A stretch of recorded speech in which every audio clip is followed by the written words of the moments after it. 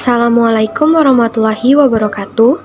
Shalom, Om Swastiastu, Namo Buddhaya, Salam Kebajikan, Tabi Pun. Hai semua, apa kabar hari ini? Semoga kabar baik ya. Sebelumnya, perkenalkan kami dari kelompok 9 TPB 49 dengan anggota saya sendiri, Nadia Ropika dengan NIM 122150027 dari program studi Teknik Geologi. Izinkan saya untuk memperkenalkan diri. Nama saya Pratiwi Fazarini dengan NIM 122150028 dari program studi Teknik Geologi Angkatan 22. Perkenalkan, nama saya Dea Vivi Afrilia dari program studi Teknik Geologi dengan NIM 1221512. Perkenalkan, nama saya Grace Angelina Tambunan dengan NIM 122150024 dari program studi Teknik Geologi. Perkenalkan, nama saya Marsha Yuditya Putri dengan NIM 1221532 dari program studi Teknik Geologi. Nama saya Sri Wahyuni dengan NIM 1221510 dari Prodi Teknik Geologi. Perkenalkan, nama saya Nia Hairi Sakina dengan NIM 1225040 dari program studi Teknik Lingkungan. Di sini, kami akan menjelaskan konsep biomimikri yang telah kami diskusikan dengan judul Atap Rumah Bunglon.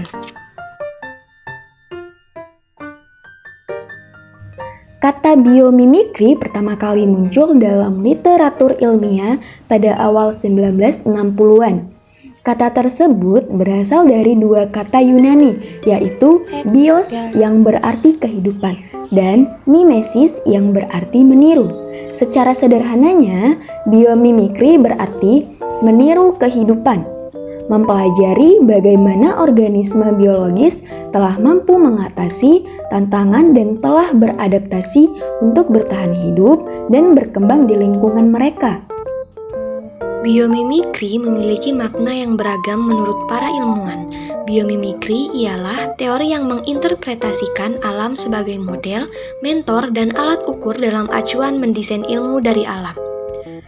Proses peniruan desain ilmu biomimikri merupakan sumber informasi untuk menyelesaikan permasalahan pada perancangan.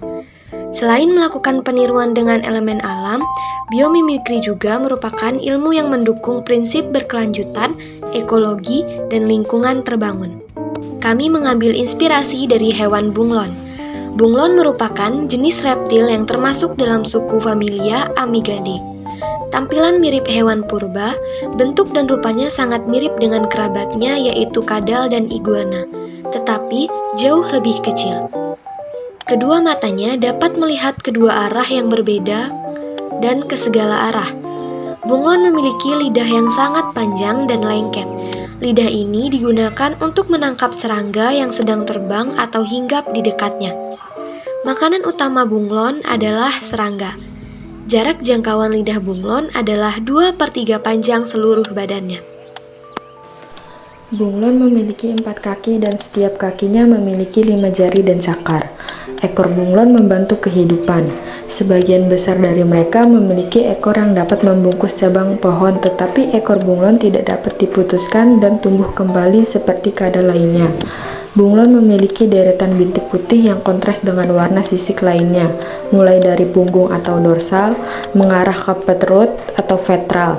Sisik bunglon yang kasar dapat berubah warna bergantung pada tempat yang dihinggapinya. Bila hinggap di sekitar daun, warna sisiknya menghijau. Bila yang dihinggapinya coklat, sisiknya pun akan berubah menjadi coklat atau kecoklatan. Kemampuan perubahan warna pada bunglon ini disebut sebagai mimikri.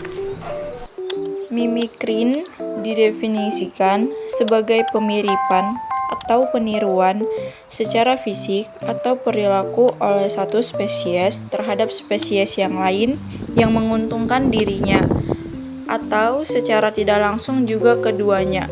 Proses mimikri yang diambil sebagai contoh dalam penerapan judul yaitu mimikri pada bunglon Penyebab bunglon berubah warna yaitu menyesuaikan diri dengan lingkungan. Perubahan dimulai ketika mata mengamati lingkungan sekitar. Respon dari mata kemudian disampaikan ke otak, dan otak menggerakkan otot kromatopor sehingga merubah warna kulit tubuh menyerupai sekitarnya. Biomimikri yang akan kami buat adalah atap rumah inspirasi dari bunglon. Atap merupakan bagian dari suatu bangunan yang berfungsi sebagai penutup seluruh ruangan yang berada di bawahnya. Atap juga merupakan sebuah mahkota yang mempunyai fungsi untuk menambah keindahan dan sebagai pelindung bangunan dari panas dan hujan. Untuk bahan yang digunakan dalam pembuatan atap, kami menggunakan bahan jenis metal roofing. Metal roofing adalah logam populer yang digunakan untuk bangunan perumahan, komersial, dan industri. Kelebihan dari bahan metal roofing adalah sangat ringan dibanding dengan genting beton, mudah dalam pemberian dan pemasangan sensor tambahan, serta mudahnya pemasangan metal roofing pada rangka baja. Tetapi, metal roofing juga memiliki kelemahan atau kekurangan, yaitu mudah penyok dan tidak terlalu tahan dengan cuaca ekstrim. Rangka yang digunakan dalam pembuatan atap ini ialah bahan baja ringan. Baja ringan adalah baja karbon yang bersifat kaku dan kuat sehingga banyak digunakan untuk keperluan konstruksi. Baja ringan mempunyai fermagnetisme atau magnet yang berarti bisa juga digunakan sebagai rangka mobil, membuat peralatan listrik, serta senjata api. Baja ringan ialah baja canai dingin dengan kualitas tinggi yang bersifat ringan dan tipis, namun kekuatannya tidak kalah dengan baja konvensional. Penerapan alat atau benda yang kami lakukan adalah membuat sebuah atap rumah yang dilengkapi dengan sensor cahaya yang akan berubah warna menjadi lebih terang. Hal ini bertujuan agar atap memantulkan kembali cahaya sehingga semua yang berada di dalam rumah tidak merasakan panas. Sebaliknya, pada saat cuaca dingin, sensor cahaya tersebut akan merubah warna atap menjadi lebih gelap sehingga akan menyerap panas dari cahaya matahari dan menghangatkan semua yang berada di dalam rumah. Keuntungan atau kelebihan dari atap ini adalah membantu orang-orang untuk memiliki tempat hunian yang lebih nyaman dan efisien.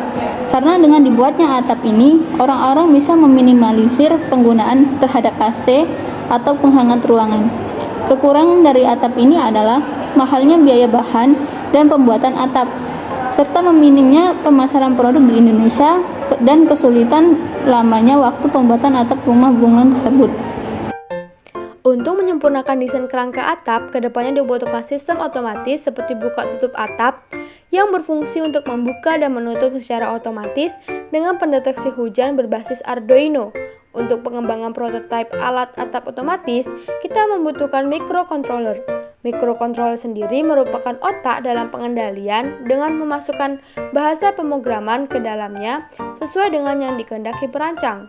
Pada pembuatan alat ini, kita juga menggunakan sensor Light Dependent Resistor atau LDR dan sensor LM35.